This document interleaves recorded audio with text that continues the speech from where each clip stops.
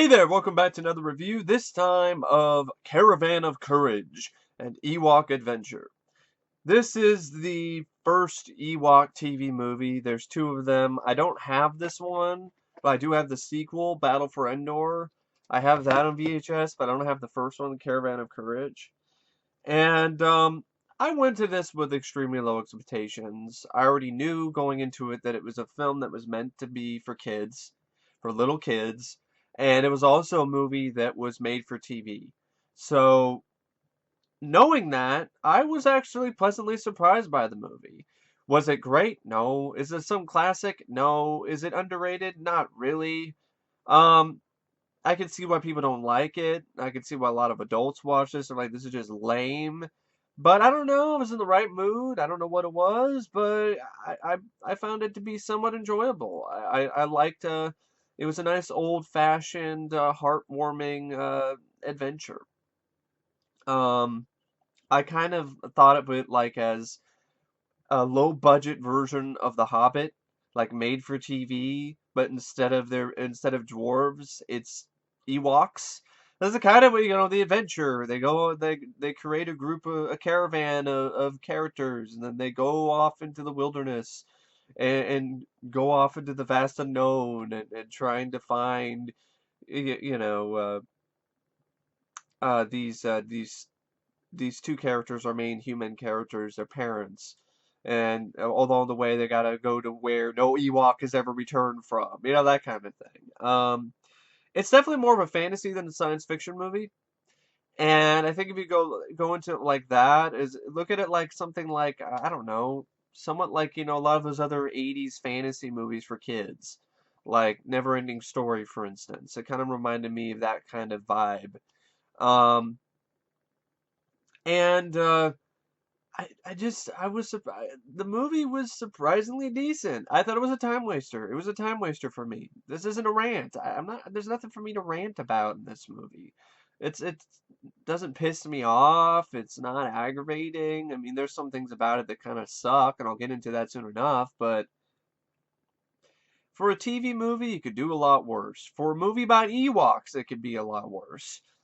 Anyway, the film is directed by John Korty, and it's written by George Lucas, which is based on a story by George Lucas, and Bob Carew wrote the screenplay. It stars Eric Walker as Mace Tawani. Uh, Warwick Davis returns as Wicket. Fionnula Flanagan plays Catherine Tawani, who is Mace's mom. Guy Boyd plays his dad, Jeremit Tawani, and Aubrey Miller, who's a newcomer, plays Sindel Tawani, Mace Tawani's younger sister. You also have Daniel Frishman, who plays Deej, Debbie Lee Carrington as Weechie, Tony Cox as Whittle, one of the Ewoks. Like Tony Cox, the same, he was in Bad Santa. He was Billy Bob Thornton's accomplice and partner in crime. It's the same actor. Kevin Thompson plays Chuka Truck. Margarita Fernandez plays Kennick. Pam Grizz plays Shodu. Bobby Bell plays Logray. And Daryl Henriques plays Wicket, the voice of Wicket. And Sydney Walker plays the voice of Deej. Now, the film was aired on ABC on November 25th, 1985. And I guess it did get like a limited theatrical release in other countries, but I don't think it was released in the United States in theaters. It was aired on television. It also features music by Peter Bernstein, which I think is really good. I think it's a great highlight of this movie. In fact, the score I thought was so great that it really made a lot of these low budget sort of sequences. It made some of these sequences that were just, if it wasn't for the score, it would be kind of lame. But the score was so well done that it really elevated the film to a whole nother level for me. Really great score. I really like the score by Peter Bernstein. And it features visual effects and special effects by Industrial Light and Magic, who worked on a lot of the visual effects for this film. And it shows. There's some really impressive visual effects in this movie for a TV movie. I guess it was inspired by the Star Wars Holiday Special, which was just awful and embarrassing to Lucas. So Lucas wanted to do the Ewok Adventure, and he wanted to make sure it wasn't as bad as that. So he ended up taking full control over the content and production of the movie to ensure the film had good quality. And I actually think George did a pretty good job overseeing this movie and making sure that it was a good quality film for TV movie standards. One such event during production, which exemplifies this need for creative control, was around the time when the film neared completion. The production crew had prepared a script and shot a TV advertisement for the upcoming release. The ad featured Mace, Sindel, and Wicket walking into a diner, which was set in the 50s, where they ordered milkshakes. Mace turns to the camera and says something to the effect of, "Don't forget to tune into the Ewok Adventure on November 25th. When Lucas was shown the commercial for his personal approval, he disliked the idea and prevented the commercial from airing. I can see why. It has nothing to do with this movie. It's completely them in a diner or 50s diner. Like, what? That doesn't even, that's not a good way to sell the film. So the film's producer was Thomas G. Smith, who was at the time an employee at Industrial Light and Magic. Smith had intended for Indiana Jones and the Temple of Doom to be his last project for ILM, wanting to make his own movies. However, Lucas convinced him to stay by offering him the producer role for a half-hour Ewok film that he was developing. When shopping the film around, Smith discovered that none of the TV networks at the time were interested in airing a movie so short. ABC showed interest, however, under the condition the movie be fleshed out, so it could fit in a 2-hour movie of the week slot. As such, the movie was expanded to fill the request. And this is a little bit more about a little bit of the sort of backstory in the film. Working from a story written by George Lucas and a screenplay by Bob Carew, director John Korty transformed the scenic Northern California redwood forest into the forest moon of Endor. In the redwood forest is also where the sequences in Endor were shot in Return of the Jedi. So it makes sense that they go back to the redwood forest. Joe Johnston, an art director on Industrial Light and Magic for years and one of the key concept artists of the Star Wars trilogy, acted as a production designer. And Joe Johnston would then, of course, later go on to direct movies such as The Rocketeer and Captain America, The First Avenger. And Johnston also wrote an illustrated book about Ewoks called The Adventures of Tebu, A Tale of Magic and Suspense. And this gave him a background to the arboreal aliens and was crucial in designing new Ewoks and their surroundings. I think Johnston did a great job with the production design. I mean, I really like the way that the Ewoks' home looks and their own sort of their crude weaponry and there's this really kind of cool thing I liked where they have this little, it's like it's hard to explain. It's kind of like a tent. It's almost kind of like a tent that you put on a horse, and then little kids and little Ewoks can get inside of it, and then the horse carries it on top of its back, and it protects you from the rain and the elements and things like that. And it's like made out of like, I think it's made out of like felt or something. Like not really felt, it's hide, animal hide. It reminded me of something that you kind of see when, from maybe Native Americans or something like that. And like I said, the special effects were done by Industrial Light and Magic. Both Ewoks films were some of the last intensive stop-motion animation work from ILM. The technique was being replaced by Go Motion animation, a more advanced form of motorized articulated puppets that moved while the camera shutter was open, capturing motion blur in the otherwise static puppet, eliminating the harsh staccato movement often associated with stop motion. However, the budgets of the Ewok films were such that Go Motion was simply too expensive for the projects, so stop motion was used to realize creatures such as the Condor Dragon, the Blorgs, and the Boar Wolves. And I thought they were all pretty good. You know, the from what I saw, I mean the Boar Wolf, for instance, because those other ones I don't think you really saw until Ewok's Battle for Endor. But I specifically like the Boar Wolf. I thought that was actually a pretty decent visual effect. Decent special effect. I liked seeing the stop motion again. It was a decently shot and edited sequence. It was suspenseful. The Ewok movies proved also an opportunity for ILM to hone a technique from 2001: A Space Odyssey. The technique used in photographing matte paintings is called latent image matte painting. In this technique, during live-action photography, a section of the camera's lens is blocked off, remaining unexposed, and a painting is crafted to occupy that space. The film is then rewound, the blocked area is reversed, and the painting photographed. Since the painting now exists on the original film, there is no generational quality loss. So it means that it looks really as lifelike and as realistic as it possibly can. And there really are some fantastic looking matte paintings and visual effects in this movie. They even did some cool stuff with this little sort of fairy. It's kind of like a light fairy, and they did a great job with that too. And yeah, it's for the most part the production design is really good. Its production values are pretty high for a TV movie, probably because ILM is doing a lot of the effects. But then there's some instances where it's kind of bad. Like, for example, the giant spiders. If you've seen this movie, you know what I mean. The giant spiders look so shitty. They stand out like, they stick out like a sore thumb, in comparison to all of the other effects in the movie. They look like shit.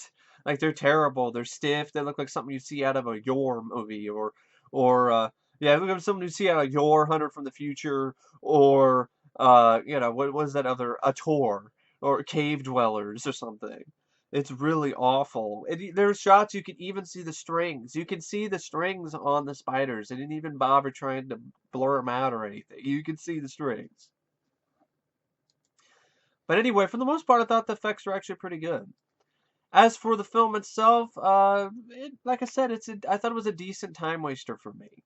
That's a lot more than I thought it was going to be. I thought this was going to be pain. I thought it was going to be pain and suffering. It was going to be like the Star Wars Holiday Special with the Lumpy. It's just going to be like multiplied by a dozen, and then there's going to be a bunch of Lumpies running around, but instead of being little Chewbacca's or little Wookiees, it's Ewoks, and I don't know what the hell they're saying. But no, the film actually did a decent job making you kind of understand what what the Ewoks are trying to say, or what they're looking at, or what their, deal is. And the film tried to clarify things some more with a narrator, Burt Ives, who narrated the original Rudolph the Red-Nosed Reindeer short. But I thought the narration didn't really add much to the movie. It just felt kind of out of place and unnecessary. Because I thought the film did a good enough job explaining what the Ewoks were trying to say and what they were doing, that it didn't need that. But I didn't, at the same time, it didn't really hurt the film. It was just something that I could have done without. It just makes the film kind of weird. It's kind of a weird movie. It's weird enough as it is, because it's an Ewoks movie. But it makes it even stranger because it has this narration that comes and goes randomly. Um, but anyway, yeah, I was surprised by how well they handled the Ewoks, and they also learned how to speak a little bit of English. Like, there were times where the Ewoks would be like, "We will help you," and then you're wondering, like, why don't they speak English the whole time? Then why is it just this intermittent English speaking periods for these Ewoks? It's just like, oh, whatever, they could speak English, but they'd rather not to. Um, Basically, the gist of the plot is that it takes place 3 years after the Battle of Yavin, and the Tawani family star cruiser lies wrecked. The Tawani family, Katerin, Jeremit, and Mace and Sindel, are stranded, with Katerin and Jeremit vanish, being captured by the Gorax, which is this big, giant, furry monster. The children are found by the Ewok Deej. After Mace tries to kill them, the Ewoks subdue him and take both children to the Ewoks' home. There, Sindel and Wicket become friends, and shortly thereafter, the Ewoks kill a beast, only to find a life monitor from one of the Tawani parents with the creature. Then they decide to band together this caravan, the Caravan of Courage. So they seek out the Ewok Logray, who informs them that the parents have been taken by the monstrous Gorax, which resides in a deserted, dangerous area where no Ewok has ever returned from. And so then the caravan's formed of Ewoks to help the children find their parents. And then they meet up with a Wisty named Izrina, and a boisterous Ewok named Chukatrok, before finally reaching the lair of the Gorax. And the Wisties, that's what I'm talking about. Actually really effective visual effects. Pretty gorgeous, actually kind of beautiful to look at, to be honest, with all these different lights that are flying around. Reminded me of some of the sort of stuff that you see, like the fairies and Willow. And this kind of felt in some kind of in sort of tone, not as dark as Willow is at times, but in sort of the lighthearted parts of Willow, it kind of reminded me of that. And I really like Willow. So then they go to the lair of the Gorax. They engage the Gorax in battle, freeing Jeremit and Katerin, but Chukatrok is killed, which I have to admit that was sad. It was unexpected too. I wasn't expecting that. And so the Gorex is thought destroyed when it's knocked into a chasm, but then it takes a final blow from Mace using Chukotril's axe that he gave him before he died to kill the creature, which tries to climb up back after them. He's trying to go after Mace's sister and Wicket and his other Ewok friend, but Mace saves them, and then Mace is reunited with his family, and the 20s decide to stay with the Ewoks until they can prepare the Star Cruiser, and Isrina leaves to go back with her family. And that's Caravan of Courage and Ewok Adventure. Not much when you think about it, but it's a TV movie. Like I said, like I was saying earlier, it started out as a 30-minute short, and they had to stretch it out to fill the 2-hour time slot, and it kind of does suffer from that. Because I think it would have been even more effective if it was just a 30-minute short. Because the first 15 or 30 minutes or at least maybe an hour long. But the first 15, 30 minutes are kind of a chore to sit through. That's one problem I have with the movie. Because it deals with the parents. They try to find their kids. They get captured by the Gorax. Then you see a little bit of the Ewoks. You introduce the Ewoks and their settlement, their village. And you have Deej, who goes in and he flies on his glider, which is it's really shot really well, actually, if I think about it. So, and he's going to look after his kids who got lost. And I kind of like this sort of thing where he finds his kids and they're just dicking around, and then he says something like "Feej" or something like that, and it really, you can interpret what he's saying. It's definitely a swear word because it's like, "Oh, Feej." It was like, "Oh, fuck." It's like, "Oh shit, you stupid kids, get over here." Every day I have to do this shit. Fly on this glider and look for your furry asses. Get your asses on here. Let's go back home. God. Beach. So I thought that was kind of funny. And this film doesn't really have that much stupid slapstick humor like the Return of the Jedi sequences of the Ewoks did. There's like one scene where one Ewok drops a log on the other one and it goes like, But it really holds back on that, and for the most part kind of takes itself a little bit seriously, which actually is in the film's benefit. Because otherwise I wouldn't be able to stand it if it was just nothing but Ewok slapstick humor. But no, it isn't. But where the film really starts to slow down, though, is when Sindel, the Ewoks find Sindel and Mace, and she gets sick, and then like the first 15 minutes or something are just like, "I'm sick, I'm hot, I don't feel very good," and they're just like, "Oh." And then eventually, the Ewoks have to go on an adventure in the forest to find more medicine for her, and they find it, and it's just padding. It's totally padding. It's absolutely padding. Mace puts his hand in a tree trunk hole and almost gets his hand bitten off by some monster. And it was just like, okay, this is just padding. And I don't like watching padding. And then eventually, though, when they start the caravan, which I think is like after the 30-minute mark or something, or like the 25-minute mark, that's when the movie starts to pick up for me and I actually start to enjoy it. But I don't like the first 15, 30 minutes or so. It's hard to sit through. It's pretty boring. But anyway, there's enough going on though in the film once they get to the caravan. And I mean, there's a little bit before they even start the caravan with the boar wolf chase. The boar wolf is chasing after Sindel and Mace, and then the Ewoks the next morning are fighting it and end up taking it out. But other than that, it's pretty dull for the most part for the first 30 minutes or so. But I'm still able to watch it because I really like the production design. I like the way that Endor looks. I like the matte paintings when they are there. A little bit of stop motion creature effects. And I really love the score by Peter Bernstein. So I could just, listen to the score and look at the beautiful, lush photography. But yeah, it's still kind of hard to sit through, even though you have those elements that do make it somewhat tolerable. And I don't really, it suffers from a little bit too much cuteness overload. in the beginning with this girl, and she can't act. This little girl can't act. She's just there to be cute.